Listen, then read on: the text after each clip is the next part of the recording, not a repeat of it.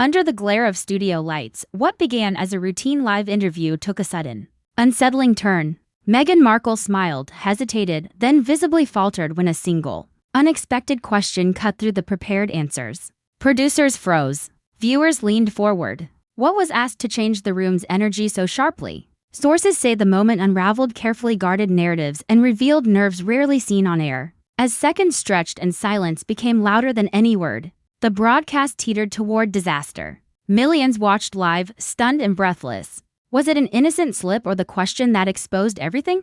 The interview had been underway when something subtly went wrong. Cameras rolled, the lights were warm, and Meghan sat composed and poised, shoulders squared. From the outside, everything appeared under control. Her voice was steady and her answers polished, thoughtful yet not revealing. This was intended as a balanced, carefully managed appearance to project calm authority and reclaim the narrative. For a while, it succeeded. She smiled at the appropriate moments and nodded when expected. Each response felt measured, as if rehearsed repeatedly and trimmed to its safest form. But beneath that polished surface, tension was building. A pause lingered a beat too long before one reply. Her eyes blinked rapidly and then held. Her jaw tightened briefly before relaxing. Her hands, folded in her lap, pressed together with slightly too much force. Knuckles palling under the lights.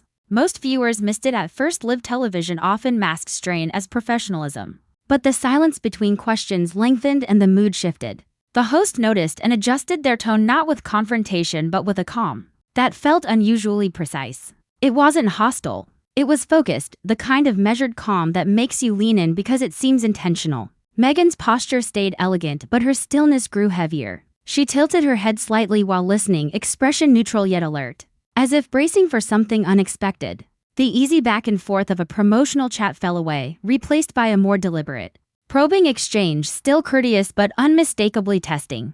The home audience felt it too. This ceased to be a platform for rehearsed messaging and became an examination, tactful, not cruel, where every word mattered and every silence spoke volumes. When she answered again, a faint edge crept into her voice, subtle but impossible to ignore once noticed. She inhaled before finishing the sentence, steadying herself. Her eyes flicked toward the host, away, and then back, a look of someone holding composure while recalculating in real time. The host leaned back slightly, allowing space and letting the moment breathe. That choice, whether deliberate or instinctive, only raised the tension. With no interruption and no redirection, the weight of the exchange settled more squarely on Meghan. The studio felt quieter despite no technical change. The lights did not dim. The cameras did not stop.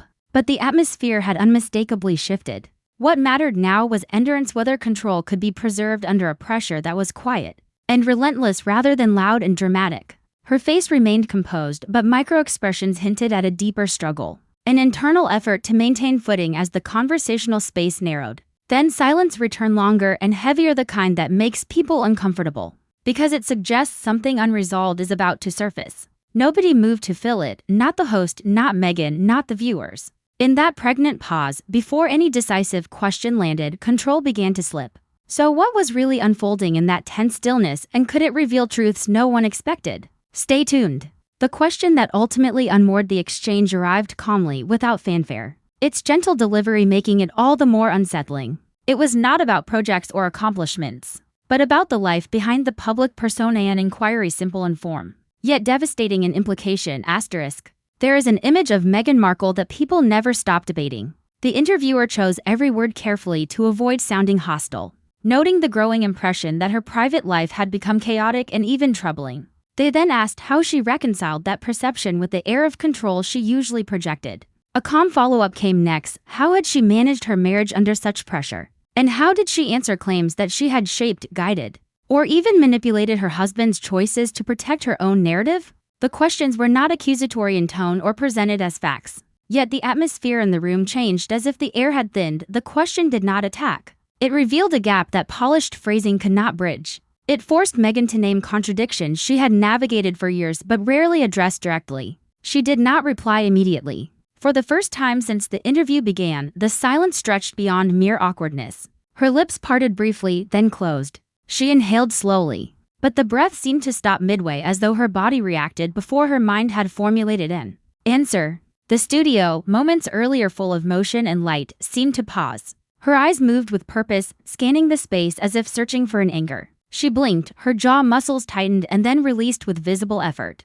Her hands, still folded, pressed together more firmly. The tension climbed her arms and lodged in her shoulders. The host held the silence. That decision mattered.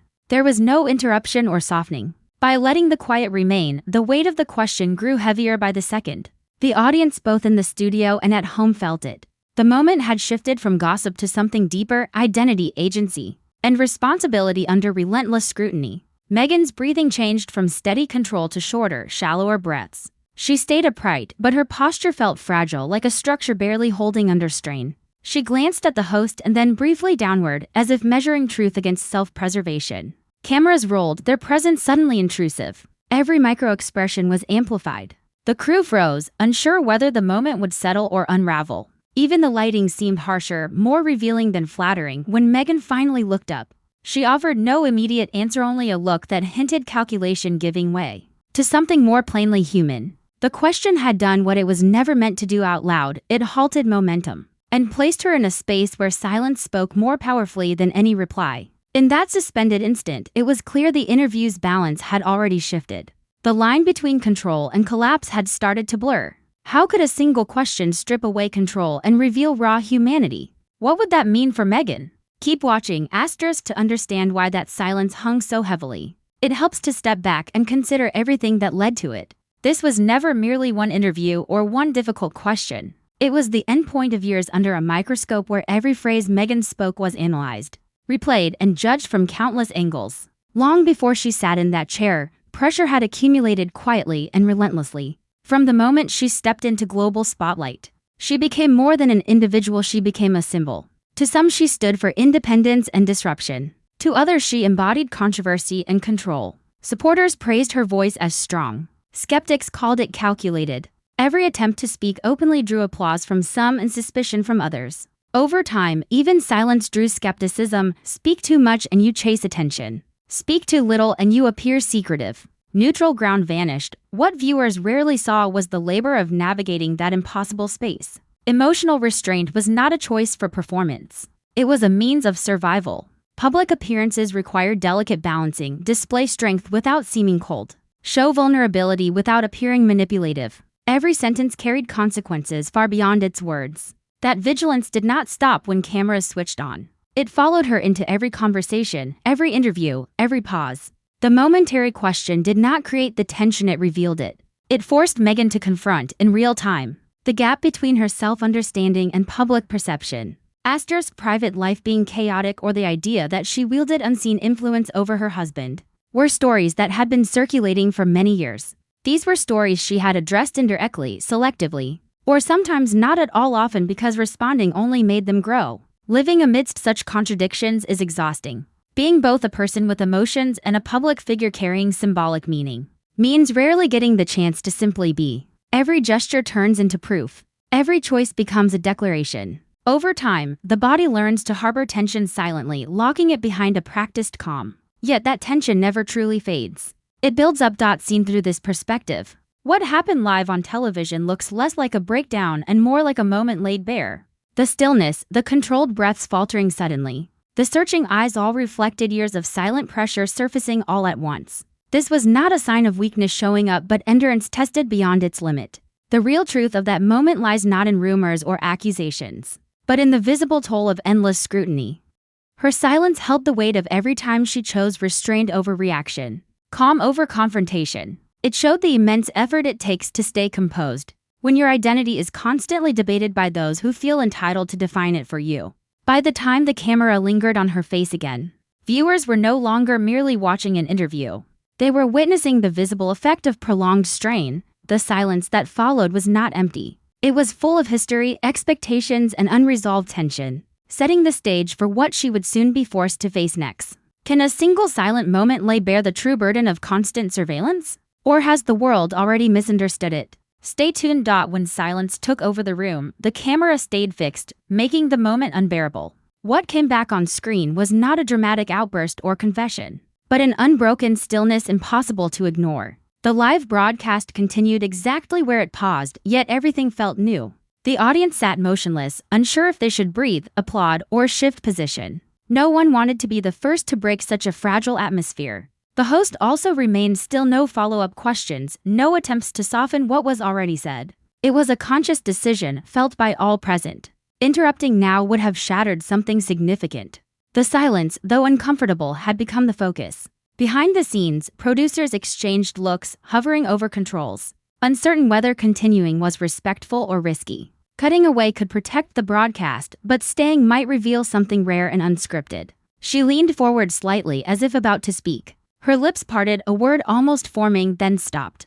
Her eyes closed briefly, not from defeat but from restraint. It was a pause suggesting a rapid internal debate. What could be said, what should be said, and what might never be taken back once spoken aloud. Her composure had not broken but shifted. The practiced ease from before was gone, replaced by something raw and unguarded. She inhaled slower this time, as if grounding herself. When her eyes opened, they shone not with tears but with exertion. Effort to remain present. Effort to stay dignified despite being emotionally vulnerable. The studio lights felt harsher, highlighting every small movement. Her hands relaxed slightly, no longer clenched, yet no longer steady. Shoulders that were once firm now dropped just enough to show fatigue. This was collapse, not loud or dramatic, but deeply human. The armor she had worn for years had slipped, revealing vulnerability beneath, not chaos. The audience sensed it instantly. This was not a moment for reaction but for observation. The usual barrier between public figure and viewer vanished. She no longer performed. She was negotiating her own limits in real time. Honesty on one side, self-protection on the other, with the weight of millions watching between them. The host finally leaned forward but remained silent. That stillness was an acknowledgement of how difficult the moment was, how complicated the question, and how much courage it took to simply endure it. There was respect in this restraint despite the tension lingering in the air. This was emotional collapse fully realized, not as loss of control but as control loosening its hold. She didn't fall apart. Instead, she stopped performing, allowing the world to witness the cost of enduring expectations too long without relief. The interview had crossed a threshold it could not reverse, and whatever came next would be shaped by this quiet, suspended moment. Moment when dignity persisted but certainty vanished. Yet what did that extended, wordless pause truly expose about Meghan? And how will the world comprehend what cannot be undone? Stay with us. Words that could not be reclaimed. When Meghan finally spoke, it wasn't the response anyone had been preparing for. There was no concise explanation, no sharp retort, no carefully crafted defense that could be lifted into headlines and debated for days. Instead, what emerged was quieter and far more unsettling in its authenticity. Her voice remained steady but softer now, as if each word was chosen not for impact, but for survival. She didn't outright deny the allegations. She didn't confirm them either. She acknowledged the burden of being discussed as if she were a strategy rather than a person, a force rather than a partner. The way she expressed it wasn't rehearsed. It wasn't polished. It sounded like something that had resided within her for a long time, rarely allowed to surface publicly. She spoke about boundaries, about what occurs when every action is seen as control and every silence as manipulation. She admitted that living under ceaseless judgment transforms how you navigate the world, how carefully you speak even in private, how often you question your own intentions because others insist on defining them for you. There was vulnerability in that admission, but also strength. She wasn't seeking pity. She was stating a truth she could no longer carry in silence. As she spoke, the audience seemed to lean forward as one. This wasn't the routine flow of a televised interview. There were no applause cues, no moments of relief. The room instinctively understood this was unscripted and irreversible. Once spoken, these words could not be reframed or softened through editing. They would exist exactly as they were spoken. The host listened without interruption, their earlier composure now tinged with a gravity that felt deeper. The original trajectory of the interview was gone. There was no return to lighter topics or neatly closing the conversation. The tone had shifted too far and everyone knew it. Meghan paused briefly again, as if checking whether she'd gone too far. Then she continued, clarifying that vulnerability does not mean surrender and restraint does not mean guilt. She spoke about choosing when to speak and when to remain silent, not as a tactic, but as a way to protect what still felt personal in a life that rarely allowed privacy. Her words didn't resolve the questions hanging in the air. They reframed them. The realization settled slowly across the studio and through the screens watching from afar. This moment would be debated not because of what she revealed, but because of what she refused to turn into spectacle. The interview had crossed into a space where performance no longer mattered. What remained was interpretation, and that could not be controlled. From that point on, the conversation never fully recovered its original footing. Every question that followed carried the echo of what had already been said. Every response felt secondary to the moment when Meghan chose truth over clarity, complexity over closure. The atmosphere stayed heavy not just with tension but with consequence. This was no longer just an interview. It had become a turning point, one that would be replayed, dissected, and argued over long after the cameras stopped. And as the host prepared to move forward, it was clear that whatever came next would be shaped by the understanding that something essential had already been exposed and could not be undone. So, did that single unguarded moment reveal more than words ever could? And will the world ever truly grasp the truth? After the cameras stopped, the interview ended, but the moment didn't. As the final questions hung in the air, the cameras ceased their relentless gaze. Yet, the silence that followed seemed louder than any words spoken. Clips of that instant began to circulate almost immediately, spreading across social media, news platforms, and late-night commentary with a speed that felt both inevitable and unstoppable. Every frame, every pause, every subtle shift in expression was dissected, shared, and repurposed as if the world were trying to decode something it wasn't meant to fully understand. Viewers projected their own beliefs onto the silence, each interpreting it through the lens of their loyalties, suspicions, and hopes. For some, it was confirmation. For others, a betrayal. The same moment became an argument in motion, a mirror reflecting everything from admiration to outrage. Commentators were divided, and the divisions ran deeper than they appeared. Analysts argued over tone, intent, and consequence, weighing empathy against accountability. Some insisted this was a human reaction, a person under immense scrutiny, cracking under pressure. Others insisted that public figures, aware of their visibility, must carry the weight of every word, every pause, every glance. The debate was relentless, consuming talk shows, opinion pieces, and social feeds alike. Yet, amid the cacophony, the subtle truth remained unspoken. The person at the heart of the storm was merely human, moving through a life shaped by forces far beyond their control. The moment itself wasn't significant because it was rare, it mattered, because it exposed the price of living within a story not fully your own. Public figures are rehearsed, refined, and rehearsed again to deliver exactly what the world demands. But when pressure meets personal consequence, the cracks emerge. Brief, fleeting glimpses of fragility, reality breaking through the polished facade. And when the cameras turn off, the weight of what was said or left unsaid doesn't vanish. It stays, it follows. It haunts the story that's already taking shape. That quiet break, slight yet unmistakable, was the one thing the public could not look away from. The conversation moved past the words spoken into the soul behind them. People argued over motive, context, and consequence while overlooking the quiet truth behind every headline, every viral clip. There is a person trying to balance expectation with authenticity. This wasn't just about accountability or compassion. It was a lesson in pressure, perception, and the deep struggle to hold onto your own agency when the world is determined to define every movement. Even as reactions multiplied, the interview itself faded in importance compared to what came after. The pause, the hesitation, the visible strain, those became the focus, as if the world cared less for what was said and more for what it thought it saw. A raw, unfiltered, seconded, staged, unedited, unreplicable, a flaw in the armor of public image. In the end, the moment's legacy was its uncertainty. It gave no resolution, no tidy story. Instead, it left an impression, subtle, lasting, a thread woven through public thought that refused to be erased. The interview was over, but the conversation fueled by guesswork, judgment, and empathy had only just started. This wasn't an ending. It was a threshold, an opening into a deeper look at what it means to be human under the gaze of the world. The silence after, once brief, now echoes forever in memory, shaping how we see long after the lights go dark. In that quiet, the real truth became known, the toll of being watched, the weight of every decision amplified, and the impossibility of ever reclaiming a moment once the world has seen it. So, what truly happened in that fleeting, unforgettable instant after the cameras stopped? And how much of it will the public ever truly understand? We'd love to hear your thoughts in the comments. Don't forget to like, share, and subscribe.